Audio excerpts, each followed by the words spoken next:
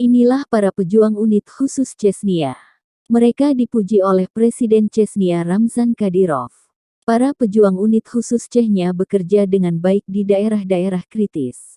Setengah keberhasilan unit tempur tergantung pada komandonya. Salah satu komandan yang sukses ini adalah Saidi Lorsankaev, tulis akun Telegram Ramzan Kadyrov dikutip Tribun Timur hari ini. Selama operasi khusus di Ukraina, Saidi juga menunjukkan keterampilan kepemimpinan yang luar biasa dan pelatihan taktis dan api yang luar biasa. Dia mengkoordinir 2 unit, Batalion Selatan dan Batalion SOBR Ahmad dalam kondisi kompleksitas yang meningkat, memberikan instruksi, dan menetapkan prioritas untuk personel. Saya berharap Saidi Lorsankaev dan semua personel sukses dalam pertempuran dan kemenangan cepat. Terus bergerak dan saling menjaga satu sama lain, lanjut Ramzan Kadyrov.